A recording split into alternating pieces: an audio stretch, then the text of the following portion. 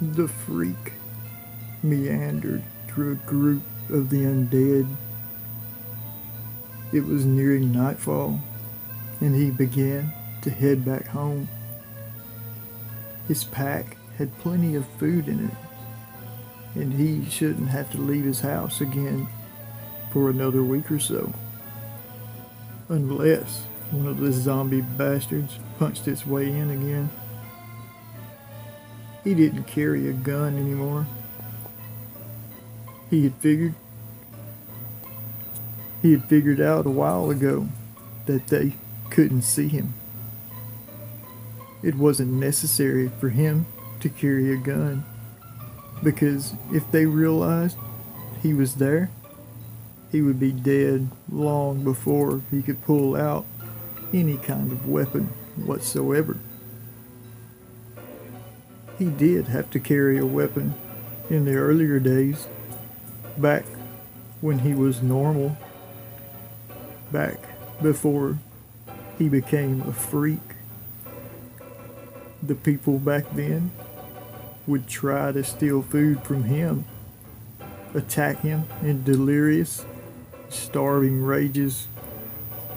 He killed quite a few people in self-defense, but managed to detach himself from emotions. If he hadn't, he would be dead right now, or insane. He was free of the burden of emotions now, and all he ever felt was contentment. He used to be afraid. He used to hate himself, but now there was no reason for either. He hated himself for not being normal. He used to be normal, but now he was just a freak in a sea of normalcy. He was only content, not feeling too strongly towards positive or negative emotions. In the early days, the infected, the zombies, the monster, the ghouls, the beast were the minority. They were the freaks. They were the repulsive ones. Now it was him. He was the freak. He was one of the last of his kind. He was the last of his kind he had seen in some time now.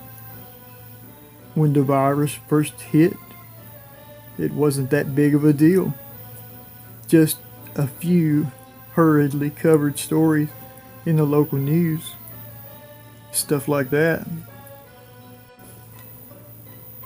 It wasn't close to home at all. It was in little jungle villages in Africa. But it spread quickly. This sickness was spread through the air.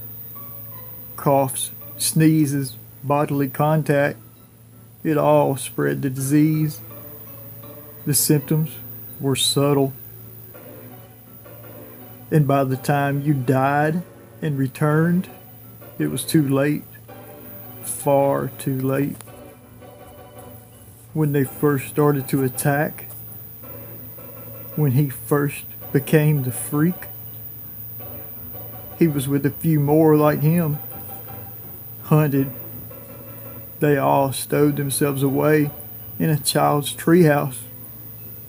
They'd pulled the ladder up behind them, but they knew where the freaks were. They always knew. They were sitting, waiting.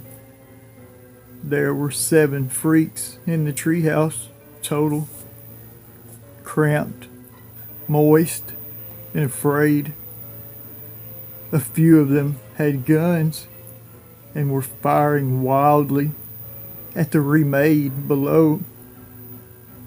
The freaks with guns were panicked, didn't know how to shoot, and didn't know to shoot for the brain. They were out of ammo, and they had only destroyed one. The reanimating, shuffling men couldn't see. Their eyes were either closed, filmed over, or missing. They smelled, felt vibrations through the air, heard, or maybe some unknown new sense. Nobody knew. It didn't matter. You were dead if you weren't immune. If you were immune, they couldn't sense you in whatever way it was they used. But if you touched them, they would feel you. They would feel your warmth, and they would take it away. One of the monsters in the treehouse wasn't immune. The rest were. The one who wasn't immune was showing symptoms already, and they all knew it. They planned to push him down sometime soon, but he was too overactive right now. They had watched as he shot up heroin a few minutes ago.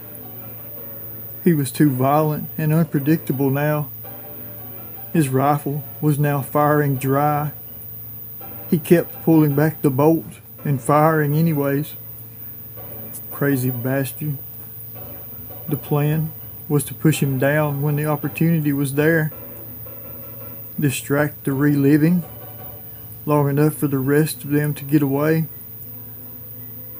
They didn't know how smart the undead were yet, though. About 20 minutes later, he had finally begun to crash. 3 of them exchanged a glance and shoved him down. He hit the ground with a sickening crunch, and the undead closest to him stood up, walked over and broke his neck, delivered a swift blow to his skull, and left him there. That was when the monsters realized how smart the undead were. Maybe not completely genius, but they knew. They had killed the addict and destroyed his brain to make sure he wouldn't come back. They needed the food after all. They had heard 2 rifles firing at once and knew from experience a man could only fire 1 at once. They knew there was at least 1 other up there, probably more. They were surrounding the tree and waiting. The survivors were at a loss. I think I know what to do. A small, 40-ish balding man piped up. He was still wearing a button-up shirt and khaki pants, but he had ditched his dress shoes long ago. They only slowed him down. Everybody turned to him at once. I think since they can't see us, we could maybe go down and try to sneak through. A few of us won't make it, but it's a better chance than we would have. They had all died but the freak. Now he was alone and was glad. If he saw another survivor, he would probably kill it in disgust, as he had done before. A few months ago, he found 1 more survivor dying of dehydration. He slit his throat. They couldn't be spared to live. And now this. He had just mounted a crest to see about 20 immune people hiking down the highway. He grimaced. The freak reached into his pocket. Do not suffer a monster to live. He pulled forth a well-made pipe bomb. He had made it over the course of a week. Why hurry when he had all the time in the world? He pulled a lighter out of the other pocket and then stuffed the pipe bomb into his belt, covering it with his Welcome to Margaritaville shirt. He held the lighter in his left hand, hidden, then began to tromp down the hill, holding his hands high in a gesture of peace. They were all overjoyed to meet another like them. There was a child with them, but the rest were either middle-aged or in their early 20s. He awaited an opportunity to use his weapon, but none arose until later that night. And he didn't even need the lighter. There was a fire in the middle of the camp, and they were all sleeping. They had rigged up an alarm system consisting of soda cans on a string. They all slept soundly. He stepped outside the limits of the camp and pitched the pipe bomb towards the fire. It detonated almost immediately. He ran from the blast of heat and smiled. He had stopped them from trying to overturn the world, how the world worked. They were reorganizing. That was not allowed. He had ended them all. He giggled and headed back home.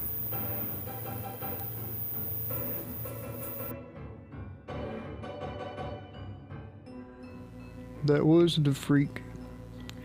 Hope you guys enjoyed it. Don't forget to like, comment, and share. And click that sub button if you want to join this Freaky Fear family. As always, I'm Fear the GreatWhite. You're fucking awesome. I love you all. Bye.